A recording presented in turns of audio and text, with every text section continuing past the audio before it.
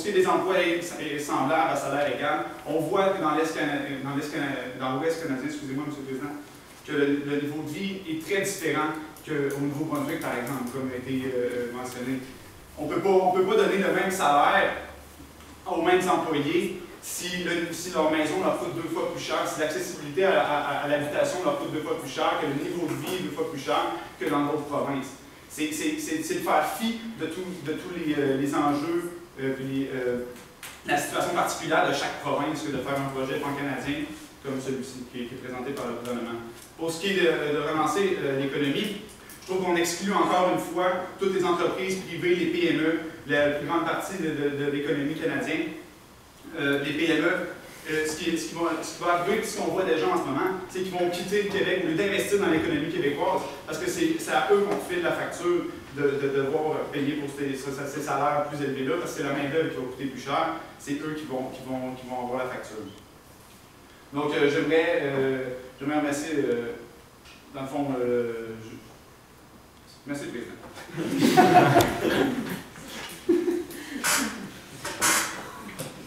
J'inviterai maintenant le deuxième membre du gouvernement pour son discours de 4 minutes.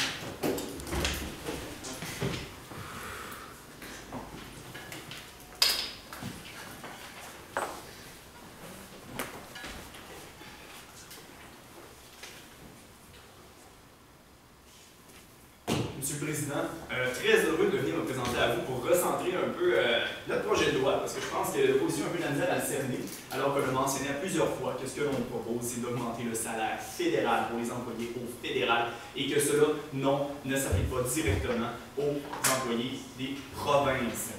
Alors, avant de monter en parole, je vais en fait vous démontrer pourquoi les arguments de l'opposition ne fonctionnent pas et rappeler en fait pourquoi ceux du gouvernement sont justifiés pour une hausse du salaire des emplois fédéraux à 15 $.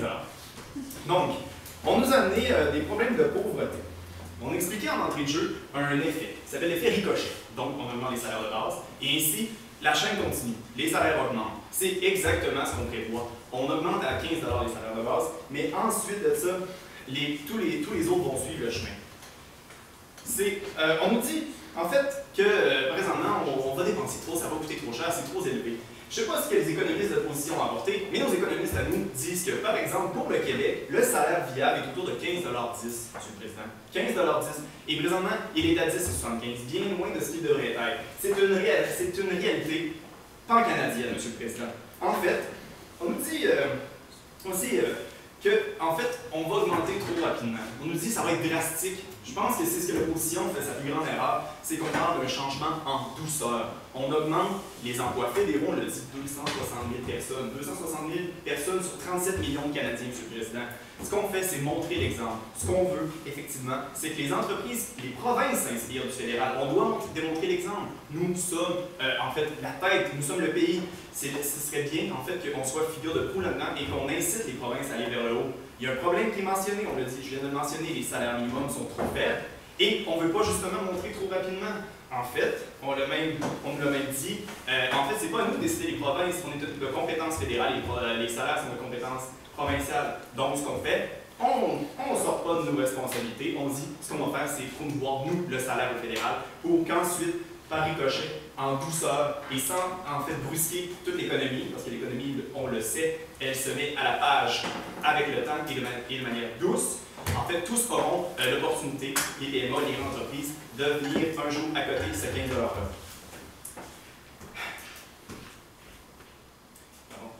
Ensuite de ça, on a parlé en fait on dit nos jeunes vont vouloir arrêter de travailler, nos jeunes vont vouloir 15 $ de l'heure, ça ne vaut plus la peine, pourquoi j'irai à l'école? Monsieur le Président, on parle d'emplois fédéraux, on parle d'emplois qui demandent beaucoup d'éducation des gens partants. Ce qu'on veut, c'est d'une part, en fait, c'est dire à ces jeunes-là, non, si vous voulez des bons emplois, il faut aller à l'école, parce que pour avoir un bon emploi, en fait, au fédéral, les exigences sont élevées, oui, mais justement, la rétribution va être en conséquence. Ensuite, on l'a déjà dit avec nos membres de l'opposition, les conditions sont bonnes. Les conditions dans le gouvernement fédéral sont bonnes. On veut acquérir de nouveaux talents. On veut vraiment avoir les meilleurs talents alors dans une économie, dans un marché de l'emploi difficile. Ce qu'on propose, c'est d'être plus attrayant et de deux, en fait, inciter les jeunes à aller à l'école.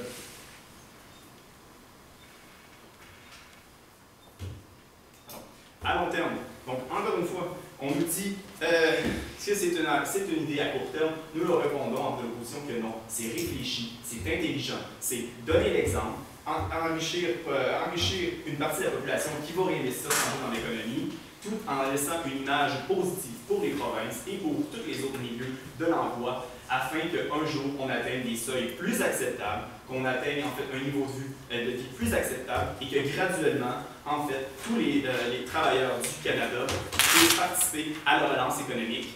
Donc, ce qu'on propose, c'est pas un projet responsable, mais au contraire, c'est un projet très responsable, Monsieur le Président.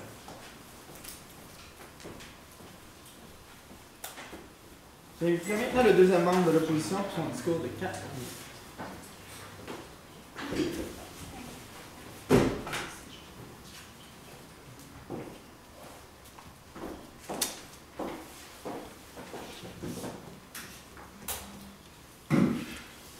Bonjour, Monsieur le Président. Merci pour vos arguments. Cependant, je suis ici pour les réfuter. Vous avez parlé de la population du Nord. On a compris que dans vos résolutions, vous parlez seulement des emplois fédéraux. Ce que je tiens à le rappeler ici, écrit plus haut, c'est les salaires qui vont augmenter à 15 $. On ne parle pas seulement du fédéral, on parle de toute la province, on parle de toutes les provinces, de tous les emplois qui touchent à travers le Canada. Donc, vous avez mentionné que 50% des gens du Nord, en fait, eux, avaient un diplôme d'études supérieures.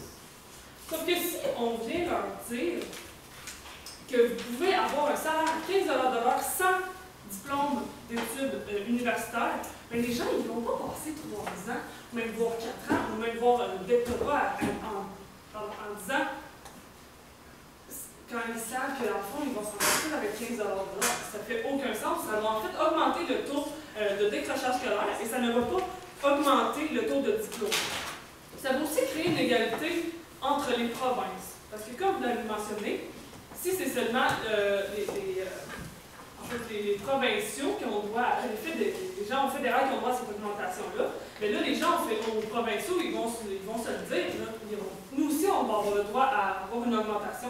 Ça va créer, évidemment, des protestations. Puis eux, ils vont réitérer leur droit à aussi avoir 15 $ tout d'un coup. Ils vont se réveiller parce qu'ils vont vouloir avoir la même chose que les gens au fédéral. Je voudrais répéter aussi votre point qui était d'attirer des talents. Vous dites que vous allez aller chercher des gens qui sont qualifiés, mais en fait, vous allez aller chercher des gens qui ont 18 ans sans université parce qu'en fait, c'est eux qui vont avoir droit au salaire minimum à 15 $. Ça ne fait aucun sens. Le jeune, là, il ne voudra pas continuer ses études. Puis, vous dites vouloir investir, dans le fond, juste avant que je vienne, vous avez dit vouloir insister sur les jeunes à aller à l'école. Mais pourquoi, après, au lieu de leur payer 15 $, investissez donc cet argent-là que vous allez débourser dans des programmes, en fait, qui vont les aider, les supporter à poursuivre leurs études, que ce soit collégiales, universitaires et puis supérieures. Donc, si je reconstruis nos arguments, nous avons dit que ça ne règle pas le problème de pauvreté. En fait, ça sera seulement un pansement sur une plaie ouverte, parce que ce n'est pas la solution à long terme. Le coût de la vie va augmenter, comme on a pu le mentionner plus tôt, et puis ça va faire qu'au bout de la ligne, on va perdre définitivement un pouvoir d'achat. Même si c'est seulement de 3 à 5 %, la différence, elle est là, elle est notariable, il faut la prendre en considération. Il y a 30 % des gens au salaire minimum là, qui n'occupent pas qui ça va toucher, qui sont réellement dans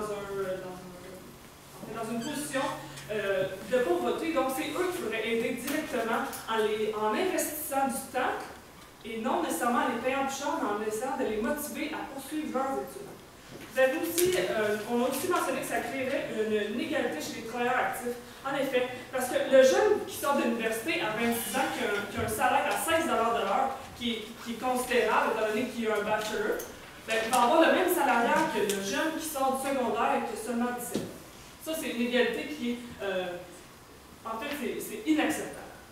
Autrement, comme on l'a mentionné aussi, ça va réduire la concurrence pour les produits extérieurs. En effet, la PME qui a le choix de payer ses employés à 15 $ de l'heure ou que le choix de prendre des gens en Inde qui vont avoir un salaire minime va définitivement prendre ces gens-là, et puis ça va faire de la perte d'emploi et non la création d'emploi. Donc, ce serait inacceptable. Donc, pour finir, je vous remercie. Merci.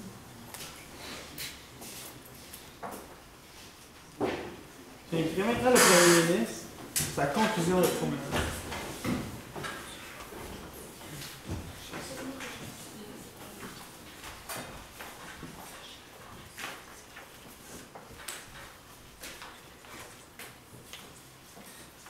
Merci, Monsieur le Président. Aujourd'hui, en plus de proposer un projet de loi pour le salaire minimum, je vous propose de renvoyer l'opposition faire leur devoir. En ce moment, c'est de juridiction et de compétences provinciales les salaires qui se passent au niveau des provinces. Donc aujourd'hui, nous voulons seulement appliquer nos salaires aux employés fédéraux. Tout ce qu'ils ont dit par rapport aux provinces, ça ne nous touche pas. Aujourd'hui, nous parlons seulement des employés fédéraux. D'autant plus qu'ils nous ont parlé du coût de la vie différent d'une province à l'autre. En ce moment, les salaires minimums varient environ de 2 $ d'une province à l'autre. Le plus bas salaire minimum versus le plus grand salaire minimum, 2 $ de variation. Oui, le coût de la vie est différent, mais le salaire minimum ne suit pas vraiment ce coût de la vie. Et c'est pourquoi nous, au gouvernement, nous voulons homogénéiser tout ça et assurer un salaire minimum convenable, près du salaire viable, à nos employés, à nous. Donc, on parle des militaires, je le répète, on parle des employés du gouvernement, je le répète, et on parle des employés de transport aérien, je le répète. D'autant plus, l'opposition nous parle de régler que ça ne réglera pas les problèmes de pauvreté. Nous y avons pensé au gouvernement. C'est pourquoi nous n'imposons rien aux provinces. Je le répète, c'est à eux à gérer leur salaire et pas à nous de leur imposer nos taux. En ce moment, on ne parle que des employés fédéraux. Et c'est d'ailleurs pourquoi on a ciblé particulièrement aussi les employés fédéraux pour éviter une hausse drastique des prix. Ensuite, on nous parle des inégalités pour le travailleur actuel. Les emplois fédéraux sont rarement des emplois où on ne demande aucun diplôme. Et nous croyons aussi, bien sûr, qu'avec une hausse du salaire minimum viendra une hiérarchisation des emplois et une hiérarchisation des salaires. Donc, les salaires seront aussi plus élevés pour ceux qui gagnent en ce moment un salaire plus élevé que le salaire minimum. Ensuite, on nous parle d'économie extérieure.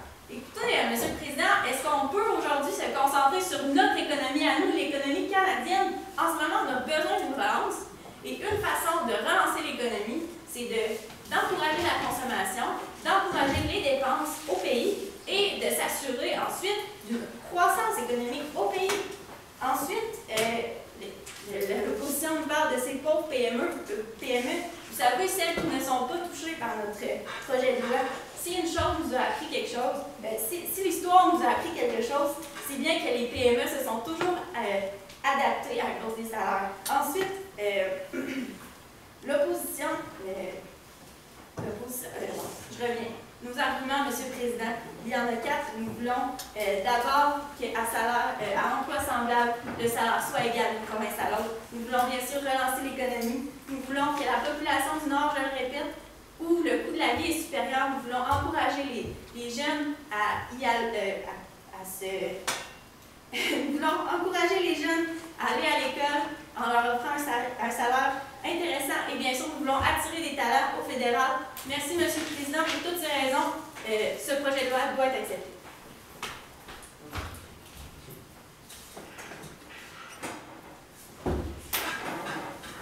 J'inviterai maintenant le chef de l'opposition pour sa conclusion de 3 minutes.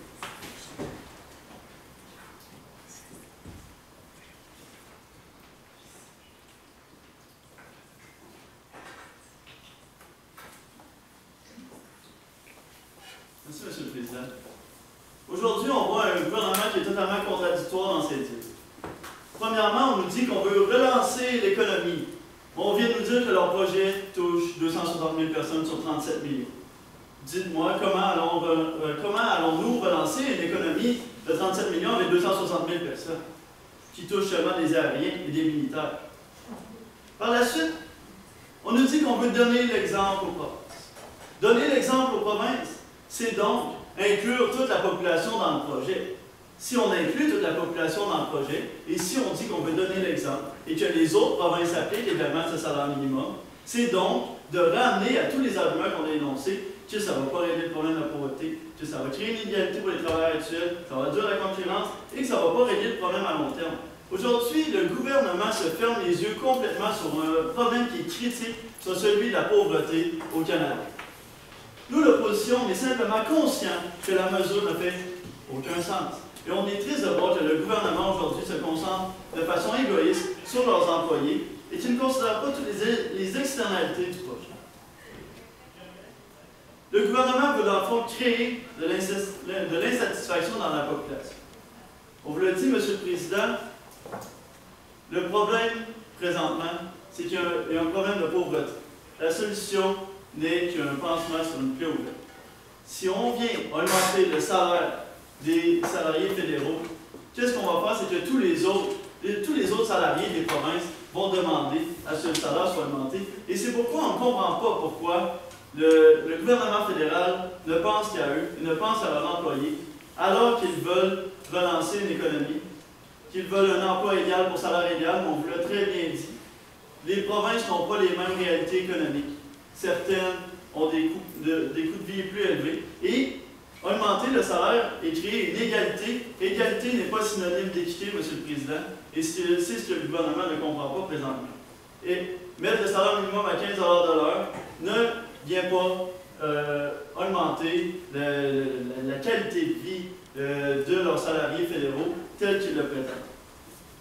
Donc, ce qu'on vous a dit, c'est qu'on est totalement contre cette proposition. Et nous sommes également déçus de l'égoïsme du gouvernement. Et nous sommes contre puisque cela ne règle pas le problème de la pauvreté. Cela crée une inégalité pour les travailleurs actuels. Cela réduit la concurrence avec les produits extérieurs. Ça ne vient pas régler le problème à long terme. On vous l'a dit, dans le fond, la proposition du gouvernement présentement, ça vient nuire à notre économie future, actuelle. Ça vient nuire à nos PME.